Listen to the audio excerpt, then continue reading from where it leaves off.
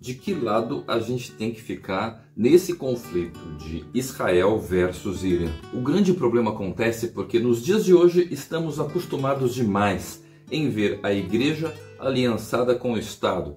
Por exemplo, há quem diga que não existe possibilidade de um cristão não ter RG e CPF. E toda essa história começa lá no século III com o imperador Constantino, que fez do Império Romano cristão, quer dizer, ele se declarou adepto ao cristianismo. E a partir daquele momento as pessoas então começaram a pensar assim: puxa, mas se o imperador se diz cristão agora, então eu que também estou nesse império também tenho que me declarar dessa maneira. Então as pessoas começaram a achar que pelo fato de estarem no Império Romano, elas deveriam ser cristãs e não por seguir a Jesus.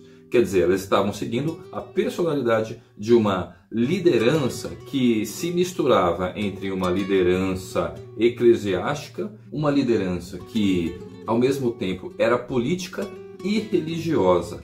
Por isso que o líder daquela época, que nos dias de hoje é o que a gente chama de Papa, na verdade já era o sumo pontífice de Roma. Então é assim que essa personalidade, ao mesmo tempo política como religiosa, se apresentava como o grande chefe de Estado. E isso acontece até mesmo nos dias de hoje. E é por causa dessa mistureba toda que a gente acabou se acostumando demais com o fato de que a igreja e o Estado são duas instituições que têm que andar juntas.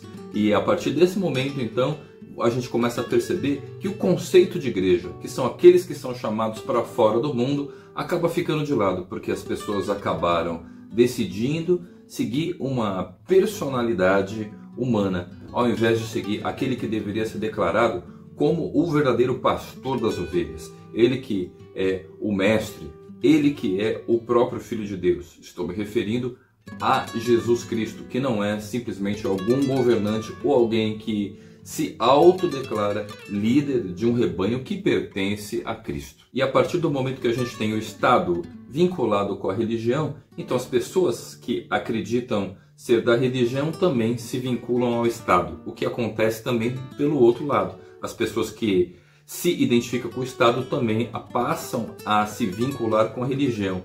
E fica toda essa bagunça que a gente tem visto nos dias de hoje com o catolicismo que tem chegado até a gente, por exemplo, aqui no Brasil, mas isso também tem rompido fronteiras com o protestantismo, porque é muito interessante da gente perceber o próprio comportamento das igrejas evangélicas e pentecostais de uma maneira geral. Porque quando você olha para alguns púlpitos, principalmente os neopentecostais, né, que são aqueles cristãos que gostam de enfatizar as riquezas, o poder, eles gostam de colocar, muitas vezes, nos altares, uma bandeira de Israel. Eventualmente eles até colocam do Brasil também. Mas a bandeira de Israel acabou se tornando um símbolo de identidade. Quer dizer, a identidade que deveria estar na pessoa de Jesus. Porque um cristão, que significa um seguidor de Cristo, deveria se identificar com Cristo. Mas não, ele acaba se identificando com um partido religioso, que é chamado de Israel. Ou seja, estamos tratando da relação que as pessoas têm com o Estado, que nada mais é do que a maneira como as pessoas se relacionam com as igrejas institucionais. E a gente vê toda essa zona acontecendo nos dias de hoje. As pessoas seguindo personalidades ao invés de seguir Jesus.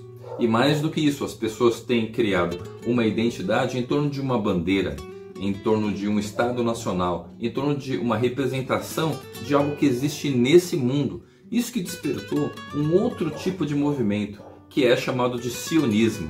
E que talvez você tenha um interesse em compreender mais qual é a relação de Jesus com os sionistas. Quer dizer, são as pessoas que estão esperando encontrar em Israel a terra prometida.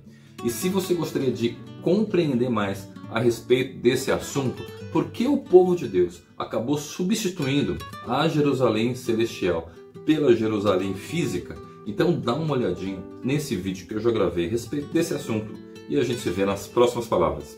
Falou! Se inscreva no canal e ative o sininho para receber as notificações dos próximos vídeos. Tchau!